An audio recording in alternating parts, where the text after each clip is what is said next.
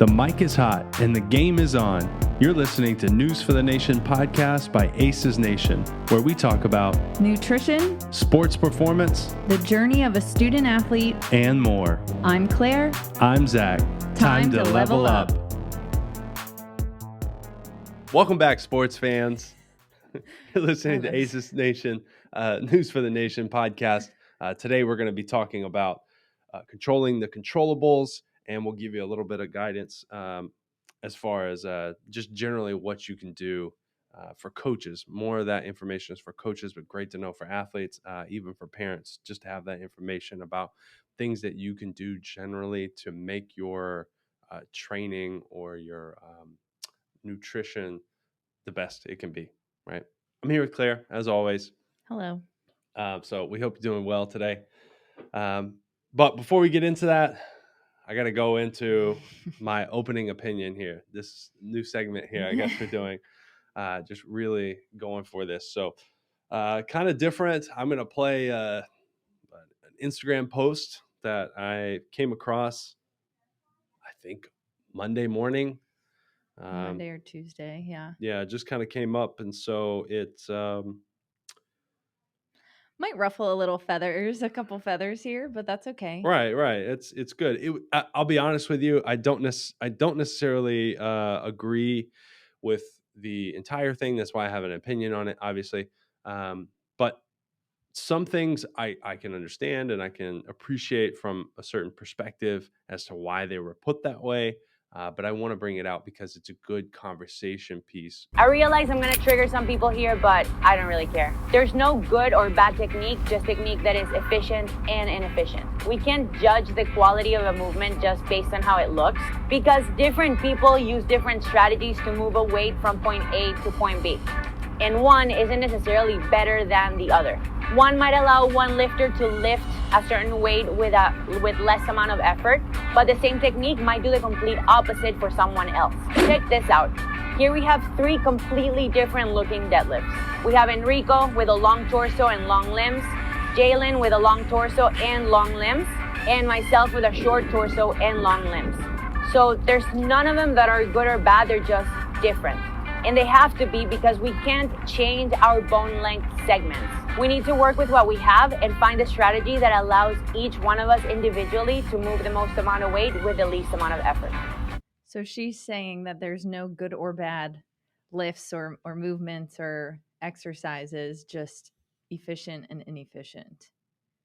Right. Interesting. Yeah. Okay. So let's just start off as much as we can go from the top down from what was said in the post. Okay.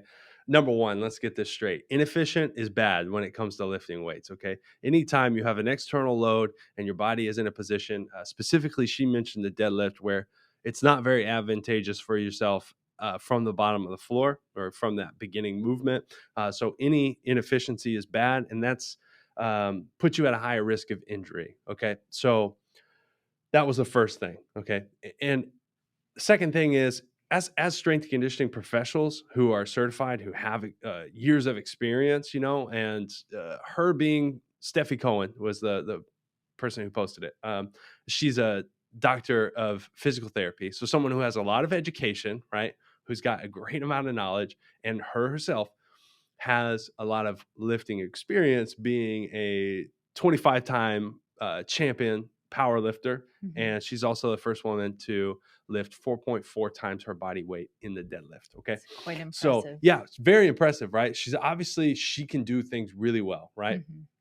Mm-hmm. When it comes to lifting. And here's what I'm going to say. She said that it's not like Tinder, like you can't judge someone's movement. Well, that's where you're wrong here. Okay. Because as professionals in the business here, we can judge and we should judge. Okay. We are evaluating people's movements every time that we're working with them. Mm-hmm. Right. So, as a professional, I can't make a change to somebody that I just see that I'm not training. Right. But I evaluate movement every time I see it. Right. That's our nature. That's our job. Right. Like that's something that we should be doing. Right. Mm-hmm. Good Samaritan thing. If you can help somebody, help somebody. Right.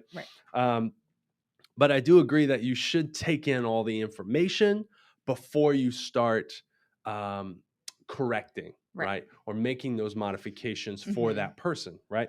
So that was my number 2 thing. Number 3, something else she said, everyone has unique movement signatures. 100% true, right? We're not all the same, but that shouldn't change the expectation and the standards of the lift. Right. And if they are inefficient with that exercise due to their limb lengths, their body proportions, their mobility levels, whatever, we need to be doing something to change what exercise they're doing, right? If they're inefficient in that movement, well, you either need to be doing your job better as a coach and getting them to be efficient, right? Using better words, maybe demonstrating again yourself. Sometimes people use like manual manipulation to put them in a position that's going to set them up for that, right?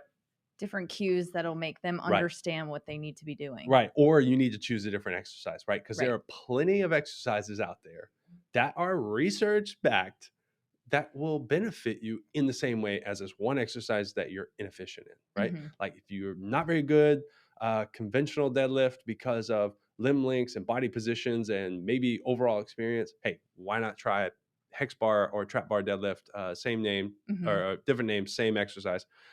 So why not try that? Right. Okay. So those are a few of the issues here, but now let me get to another issue that I have here. Okay.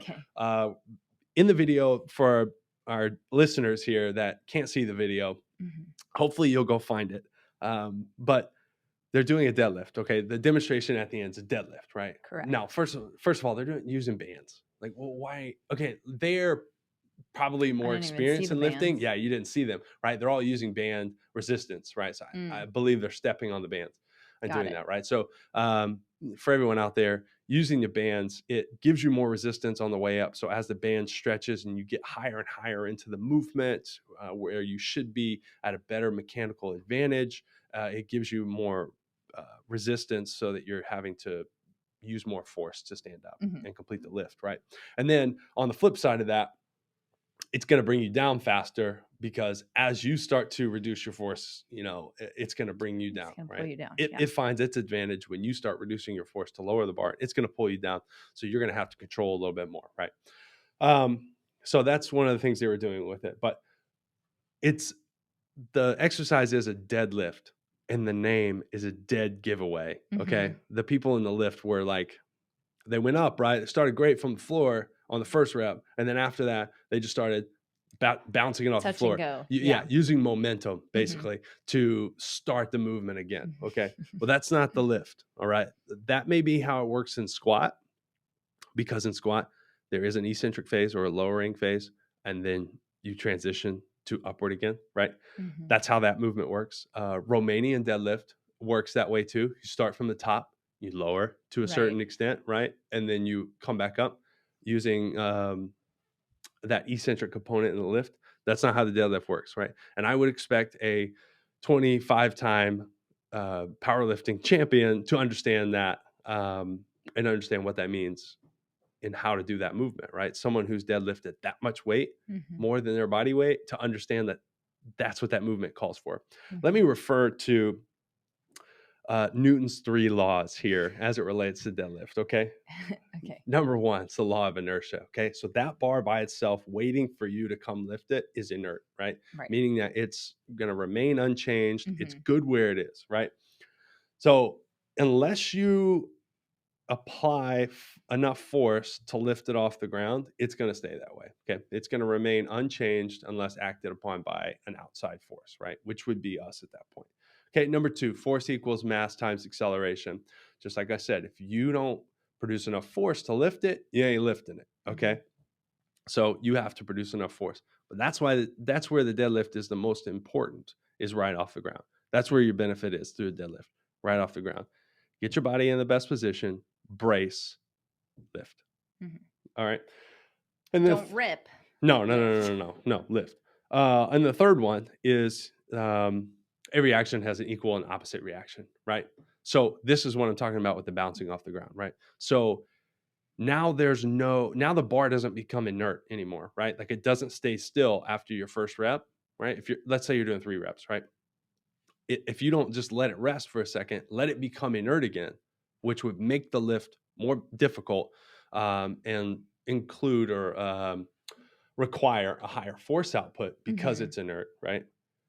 when you start to do that bouncing, equal and opposite reaction, well, gravity's acting on it as you're allowing the bar to go down to the ground, right? So Mhm. gravity is really pushing that bar down. Once it hits the ground, that equal and opposite force is coming from the ground back into your bar, which is creating a little bit of momentum to bring it back on the way up, right? So you're Right. not lifting it from a dead stop anymore, right? And it doesn't Mhm. require as much force for you to start that because you have begun your force or your acceleration of the bar higher than where it was originally off the ground. So you're in a little bit better position to go into that. But it's called the deadlift for the reason that you need to be able to pull it from a dead stop. Mhm. Okay.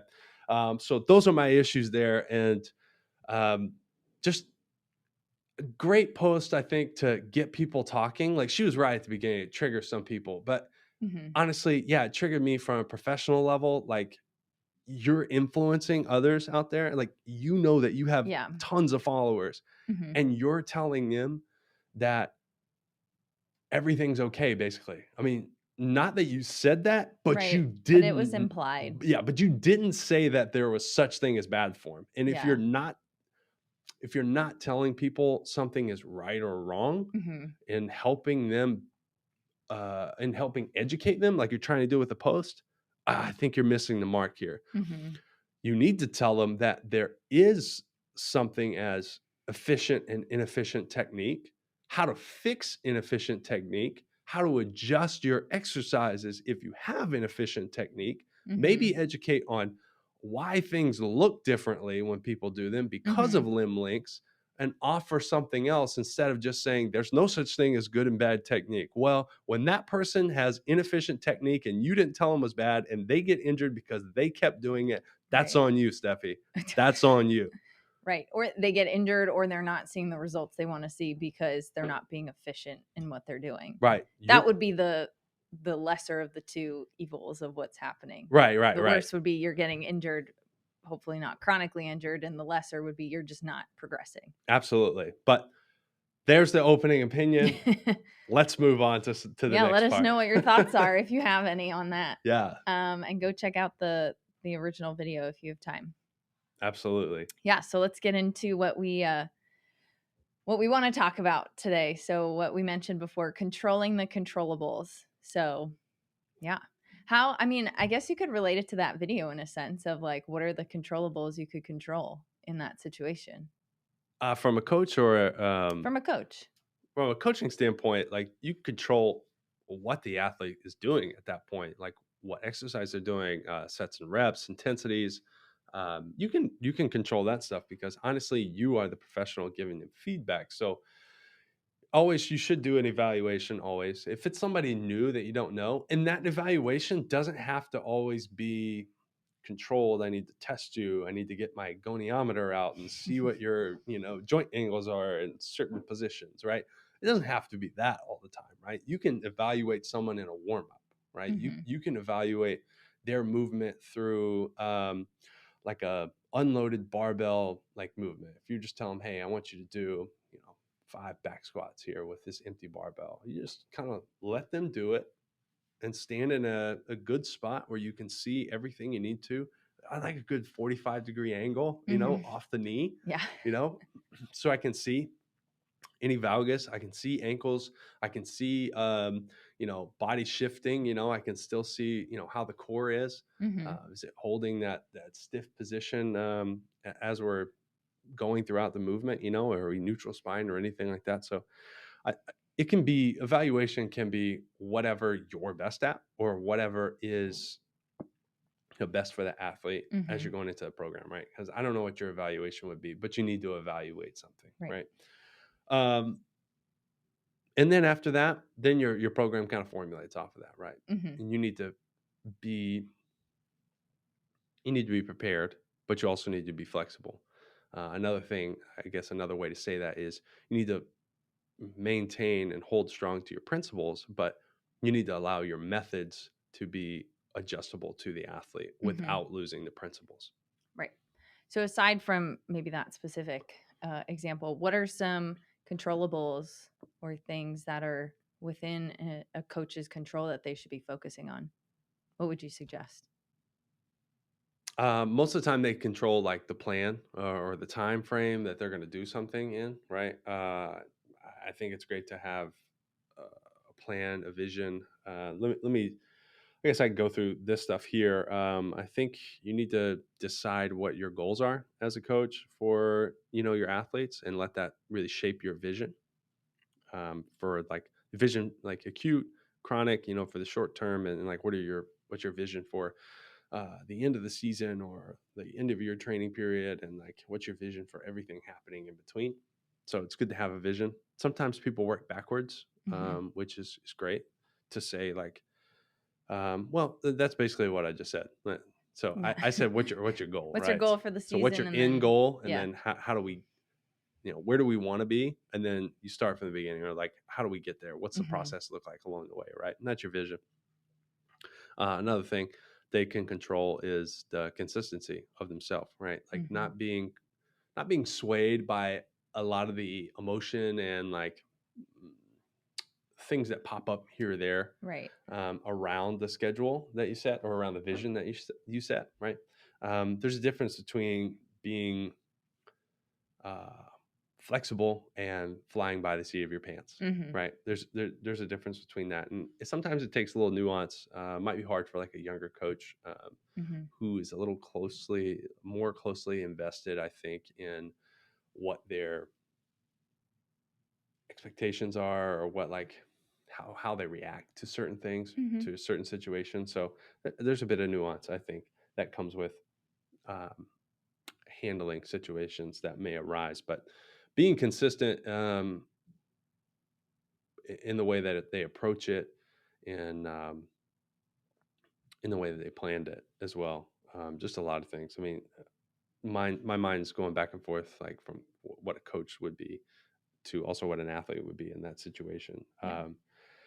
In that process of your vision, having actionable steps, things that's like how you get toward your goal, right? Things that you think you need to accomplish there, and I think having checkpoints along the way, whether that be strength conditioning professionals having that initial evaluation, whether or not that included performance metrics or not.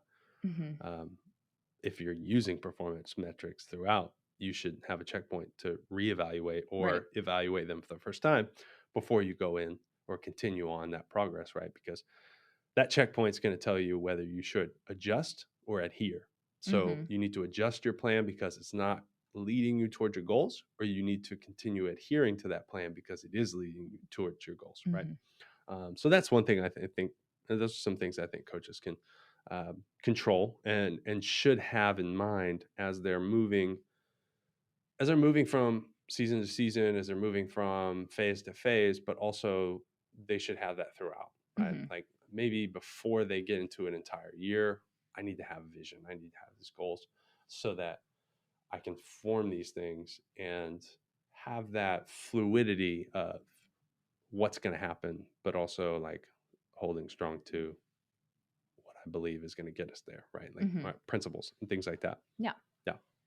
I think you could probably translate that to the athlete side too.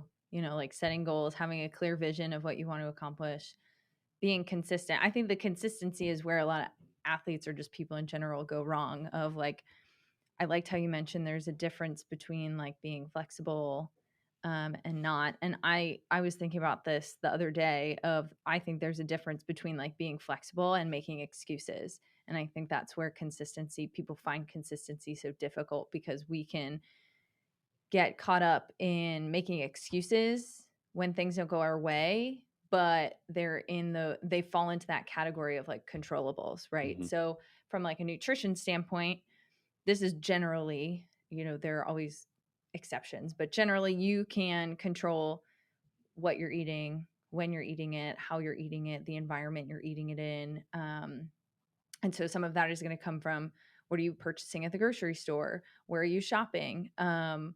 What time are you setting aside to eat and to make time for meals? Because you can always make time for it. There's always this excuse of, I'm too busy, I don't have time.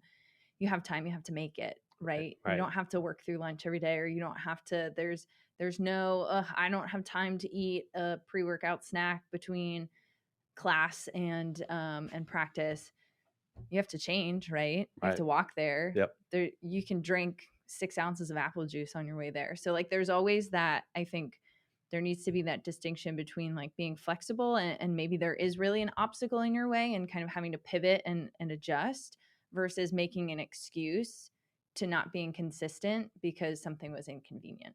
Right. You bring up a great a point about time. I've heard this line for a long time. You have time for what you make time for, Mhm. right? So it's not about excuses. It's about doing what's right. And it's about like how important the first one, goals. How important are your goals to you? If we're making excuses, it tells me that they're not really that important. Exactly, exactly. And talking about the athlete thing, and how it relates to athletes with being consistent and making time. Also, it's about in these physical bouts, but maybe related to time is about putting in the effort, Mhm. right, to make the time, or putting in the effort. In the terms that I like to say is having intent when you're doing something, right? Mhm. If your intent is to get faster, you can't be jogging when it's time to sprint. You Mhm. know, you have to have that intention to do that, right? And you have to have that consistency to work towards that goal. But also there comes with a discipline and a maturity Mhm. to be able to have that consistency, right? Right. So can you recognize that you're not making time to have to prep your meals, or making time to To grocery shop. yeah, Yeah. or not making the best decisions, or putting yourself Mhm. in the best decision to make a great decision at the grocery store, or do the right thing when you're training, or do the right thing when you're practicing your sport. So Mhm. it's like you need to be able to recognize those things and Mhm. have that maturity, which it may not come over time, but just to be able to recognize it at first is a great win, right? Mhm. And then you have to do something about it, right? Which Yeah. takes another level of discipline to be able to put yourself back in line with where your goals were, Mhm. which are being consistent, right? Yeah. I think discipline is one of the most important things. I think it used to be, or a lot of times, maybe younger athletes, but without that kind of self awareness or that maturity, the reliance is on motivation and wanting to do it Hmm. and being motivated and excited to do something. But typically, I mean, if you look at anything that you start doing, usually in the beginning, you're really excited about it, right? You're like, Right. oh, I get to, I have a new puppy. I'm going to go walk him and let him out and all this stuff. And then after 3 days of not sleeping, you're like, I don't want to do that, but you have to. Right. Or the same thing with like, when you start a sport, like it's exciting. I'm meeting all these new people. And then it's like 3 months in and you're like, dang, this is really hard. I don't want to do this anymore. You can't rely on motivation anymore. It's that discipline that's going to get you to continue to do those things that you have to do to reach that shiny objective goal that you want to reach. But motivation's not going to get you there. So I think that discipline Right. needs to be like number one. We just have to recognize that it's not always going to be fun, but that doesn't mean that we stop doing the things that we need to do to get us there. Hmm. Yeah, I've seen this happen in the collegiate setting many times. People come back from summer, they're excited to be seeing all their like teammates again. They're Mhm. excited to be back at school and, Mhm. get back into things as it pertains to their sport. And, everything's hunky dory right at that time, right? And there's a lot of external motivation happening Yeah. because there's an excitement around it, right? But Yeah. then we hit like week 6 of training, and it's Mhm. been a little brutal. Classes you have really ramped up. They got things Mhm. due. Maybe they're a little behind. Midterms. Going to social events with Mhm. people. Life's starting to really compound, Mhm. like on top of them, and everything gets really bad. And then just like you said, there's not as much external motivation anymore because that is all worn off. No. It's really up to that internal motivation Yeah. for them to be able to keep themselves in line and go after what they wanted, when they had all of those external factors, Mhm. that were so positive, right? Yeah. I think you could even say that that's what maybe is going to separate a good athlete from a great athlete is Yeah. if one relies on motivation versus motivation and then discipline when the Hmm. motivation isn't there, or just discipline number one and motivation is just like a cherry on top. Yeah. Yeah. Yeah. Yeah. Yeah. And I think that's 100% right. Like if you look at the scale of like what makes average, and like hitting your bell curve and all that stuff, right? An average athlete is really excited when things are positive Mm-hmm. and really down They when things are struggle. negative, right? Mm-hmm. And that Mm-hmm. makes you average because you've got no consistency. Right. You're one way and then you're the other way, and that equals right in the middle, right? Right. But those people who can maintain or separate themselves from having those low lows or finding Mm-hmm. a little more drive or internal motivation to keep going, that's what elevates you a little bit more, to be consistent, to have that self-awareness, and to continue on. Yeah. And you have the ability to control that. Absolutely. And that's what we're talking about, controlling the controllables. Yeah. That's fantastic. So those are all things we can control. What about things that we can't control? And how does an athlete or a coach or either one work around that to still either, be disciplined or still reach that goal, but Right. there may be just things that are obstacles that are in the way that you cannot control? Yeah. I think I'm trying to remember something I did. I did a presentation that kind of referred to this this topic, or one of my points was about this topic, and I'm trying to remember the third one off the top of my head. But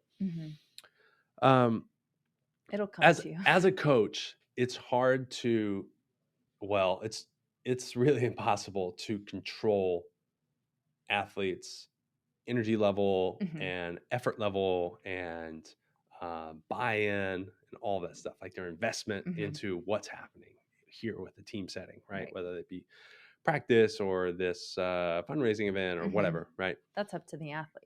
Right, it is, right? And the coach can't control that, right? But I think some athletes need different things at different points, right? Like they need to connect to what your message is in whatever way it is, and whatever need that they have that they are struggling to find, or associate themselves with that ideal, right? So they need to find that. A lot of times, this is talking mainly strength conditioning when you're talking about exercises and stuff. This is my experience. Is some kids want to know what the science, the movement benefits them based on the science, right? So they want to know the science, right? Some people want to know how it relates to their sport, right? And then some people just want to go, right? They just want to know what we're doing so we can go. And I think those are the three generalizations that I made in my presentation. Is that sometimes you have to give a little more science, right? You have to be a little more sciencey with people who are either in that major or they're just very inquisitive. They're curious. Yeah.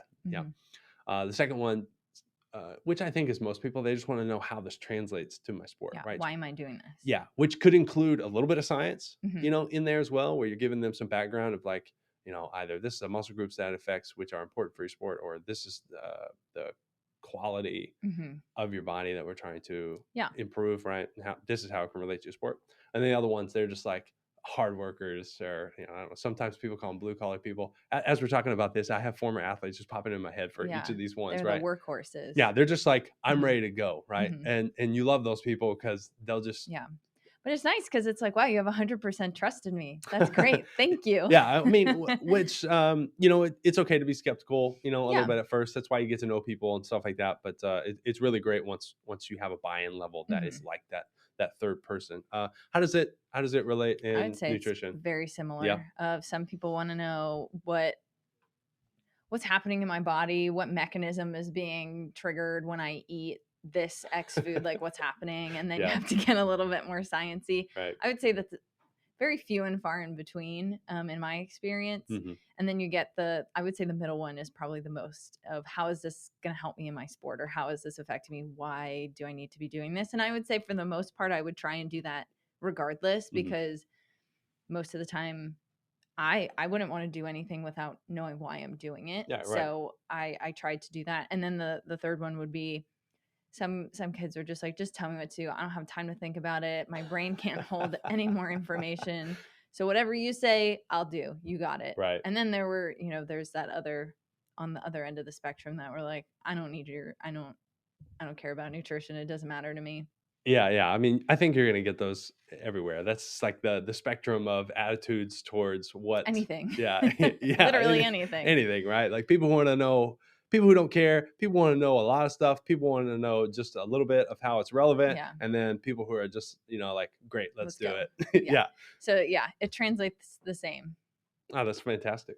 That's fantastic. Do you have any, we're kind of moving back and forth between athletes and coaches and stuff like that. Do you have any, since coaches control a lot of the sports aspect, right, which can influence the nutrition that an athlete may experience if the funds are there, right, for that particular high school, that particular organization, university, whatever setting they're in. But most of the time, it's the parents who are influencing what and when, I guess, to an extent, unless you got a really busy schedule, right? So do you have any like general guidance or just helpful information for the people who are controlling that nutritional aspect? Yeah, I think it's just being able to, let's say maybe if you're a parent, being able to provide the best options for your athletes so that they can make better decisions, or they have a little bit more control. So maybe that's including the athlete in grocery shopping, so they have a little bit more control of what's available if that's an option. Making sure that, I mean, again, if financially it's a possibility, making sure that there are at least 3 meals available a day. Maybe that means taking advantage of school lunches, and having funds available for that. Maybe that means working with a dietitian. So it kind of depends on like the level, but generally I would say having food available, a variety of foods available, so that your athlete can make those more informed and better decisions. But then when you get into like athlete to athlete, they could be making the same decisions, and based on things out of their control, like genetics or just how their body like metabolizes things, they may need completely different things. So it's kind of hard to say like just do this across the board. But I think the main thing is just setting your athlete up and giving them a little bit more control so that they can make good decisions regarding their nutrition. So if a parent was one of those very inquisitive people that we talked about, they could work with a registered dietitian to find out those more specific details that you mentioned. Yeah. And obviously it was different when we worked in college. Parents weren't really involved, maybe a handful, but for the most part they weren't involved, unless it was like in the recruiting process. But working with younger athletes, typically the parents have to be involved because they're the providers. So either the parent can work with a dietitian, or if the athlete's working with a dietitian, have the parent join the beginning or the end, or maybe every other or at some point, so that you can strategize like, hey, this is what we talked about with your athlete. This is what we decided would work best for them based off of availability, their schedule, and based off of what I think they would benefit from and what they kind of need to reach their goal. What can you do, or how can we enlist you to help make this goal happen and support the athlete? So again, maybe that's going grocery shopping and buying the things to have available. Maybe it's putting money in their school lunch fund. Maybe it's bringing the athlete with them to the grocery store. Maybe it's picking them up from practice instead of sending them with somebody else. So it just kind of depends. But I think having that external person to help, and then kind of almost like delegate controllables to each party, can be really beneficial. Because it almost is like, oh, that is in my control. I can do that. We just had to rearrange things. Yeah, it seems helpful to include, if it was an athlete to registered dietitian meeting, to include that parent, just so everyone's kind of on the same page. Right. That makes sense. Right. Yeah. And I like to do that. And usually the parents like to do it too, because they're paying for it. Yeah. And then there's a chance that they may learn something, as well, and be able to take that into their own life. Yeah. Most of the time I think they do, because just nutrition is such with social media, there's so much stuff out there that it's hard to know like what's what. And most of the time, maybe these parents, if they don't really have an athletic background, they're not well versed in sports nutrition, because sports nutrition is, it's different. We were talking about this the other day. Performance nutrition is not the same as like physique or just like general wellness. It's very different because these athletes are exerting a lot of energy and they're engaging in a lot of activity, and they're, you know, they're doing a lot that the average human isn't doing, and their goals are very different than what the average humans are. So that kind of nuance or that niche of nutrition is maybe very different than what they're seeing on their Instagram For You page, or what they've learned in their like parent Facebook groups about nutrition. So I think working with somebody who understands that is going to be helpful, and hopefully they can learn to educate their child, even to help themselves too. Right. Right. I mean, the same thing applies on the other Yeah. side here for me, is that, performance training is way different than physique training, like you Mhm. mentioned. Like both of these categories are doing things that the average population wouldn't normally do, because bodybuilders and, physique models, I mean, they do some pretty like It's intense. intense type Yeah. of training, that even that performance athletes, would, or the athletes, I guess I'd say in general for sports, would have trouble doing, if they just Mhm. try to jump into it, as would the average Yeah, population, and right? vice So, versa. yeah, so I mean, those things they're definitely experiencing unique expenditures, right? And those things require different programs when it comes to training, and also different programs to supplement that when it Mhm. comes to what they're eating, on an everyday, every meal basis, to be able to fuel their body and help it recover and stay or head towards the goal that they want. Mhm. If I was going to give general guidance for coaches who may not have a strength conditioning professional around them for whatever reason in their setting, I would say that simplicity done optimally works, Mhm. right? Um, I have a phrase that includes three different areas of strength conditioning, but the first part of it is strength works, right? If you can just get stronger, that's going to help you, right? Mhm. Like training, as we call it, resistance training is building resilience in your body for the forces that you may um, experience when you're playing a sport. So basically, you're just trying to make your body a little more robust and resilient against those forces that you're going to be facing, right? So it's not necessarily a bad thing to train. And man, this is for all the coaches who think it's a bad thing to train in season. It's great to train in season. You Mhm. should train in season, right? You need to be able to maintain the strength, because if you just stop training, all that strength that you built Mhm. is going to just go away. So you need to train to maintain at Right. that point, right? Right. I could get really deep on some other stuff, but that's not necessarily general. We'll save that for another podcast. We're going to close off this segment or this podcast today with just some shout outs on social media for people that we think are reputable sources that maybe you can go check out. I'll go ahead and start off. Mine is Max Schmarzo. He goes with a couple different things. Strong by Science. He also has his own business, Always an Athlete, where he's helping people train as if they were still an athlete, focusing a lot on lower body explosion or power training for lower body, and then some upper body hypertrophy type of work as well. He continues to be an athlete in the basketball world. I think he lives in Iowa for some reason. Good on Don't him. hate on Iowa. Well, I mean, no offense I to know some great Iowa. people out of Iowa. Yeah, I've been to Ames twice, and I haven't been back since. So I've never been to Iowa. yeah, good on him for living there and choosing to be there. It seems like they got a pretty good facility where he lives in that area. So really comes out with a lot of innovative drills and stuff like that. Love to see it. He's always posting about science, and you'd be surprised some of the science that is still relevant today was published back in the 70s, 60s, stuff like that. So he's always bringing that mesh of old and new together and just bringing great content. He also does some reviews on and just posts about some interesting stuff. He had a watermelon review at one point during the summertime. It was great fun. I think he likes aliens too, which is Aliens. fantastic. Yeah, unique guy. You should go check him out. Max Schmarzo. You can find him. Always an Athlete. You can find that on YouTube and.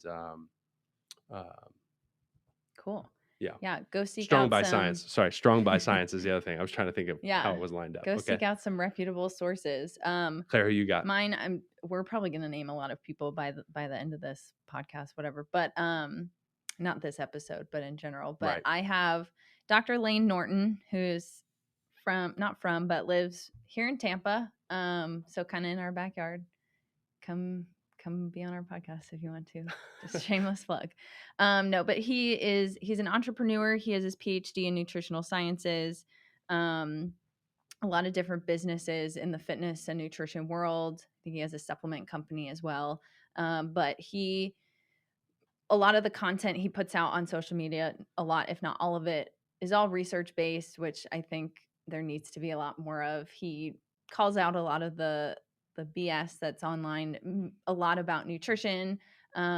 He was one of the first and probably one of the hardest hitters on Liver King, just to call out all of the nonsense that man was spewing, making millions of dollars. Topic for another time, but go give Dr. Lane Norton a follow. He's BioLane on Instagram, and he's just a wealth of knowledge. And I think younger athletes and just anybody who's fit or wants to be fit can really benefit from the information he gives out. Yeah, that's great. Go check out Dr. Lane Norton. Go check out my guy, Max Schmarzo, and come back and check us out on the next episode. Yeah, see ya.